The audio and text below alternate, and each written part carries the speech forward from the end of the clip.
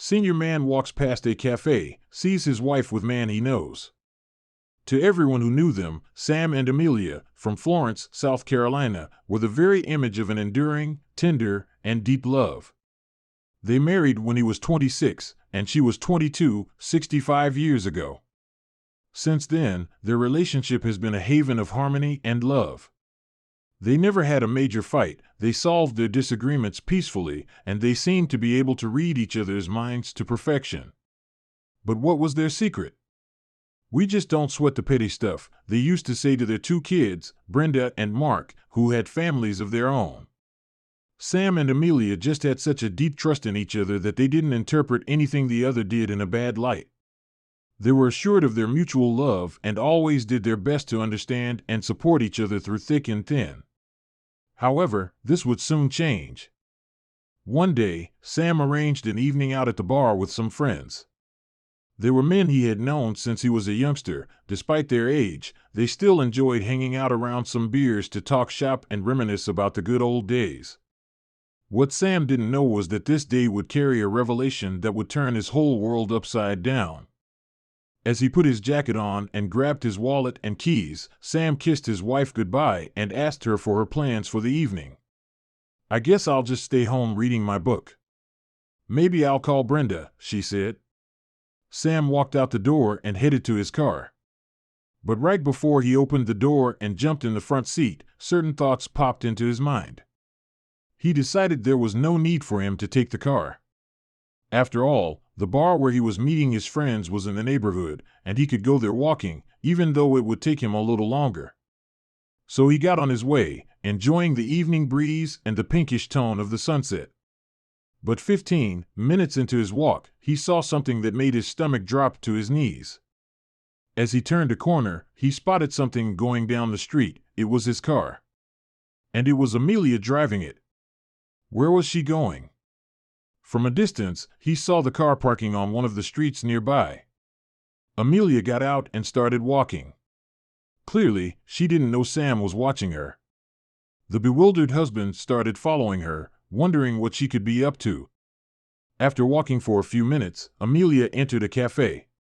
Sam hid behind a car, trying to peek through the window to see what his wife was doing. His heart started galloping when she saw her sitting at a table with another man. What the heck was that? Was Amelia having an affair? Sam's mind went blank. He could have never suspected something like that of his wife, who he thought he knew better than anyone else. Quickly, he took his phone out of his pocket and dialed a number. He called his friends and told them he was feeling sick, so he wouldn't go to the bar with them that night. Then, he headed home, ready to ask his wife what she had been up to. Shortly after, Amelia came back from whatever she had been doing with that stranger. Sam didn't think twice. He asked her what she had been up to. His wife's response made him see red. "Oh, I just took a drive to the park. It's so nice outside. How about you?" "You came back really early," she said, visibly nervous. It broke Sam's heart to hear this. Why was she lying? Surely, she couldn't be up to anything good.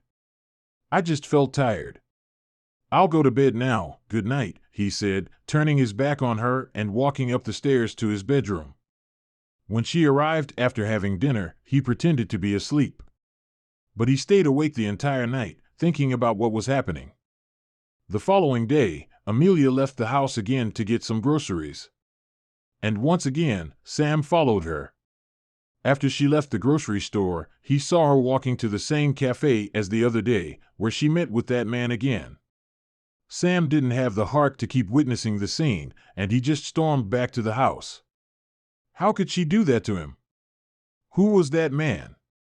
The same routine continued for days. Every day, Amelia would give some excuse to leave the house, get followed by Sam, and meet with that stranger again. Usually, Sam was just unable to keep looking. He didn't know what to say to his wife either. He was just consumed by disappointment and sadness. Until one day, Sam gathered the courage to get closer and examine that man's face. When he realized who he was, he saw red.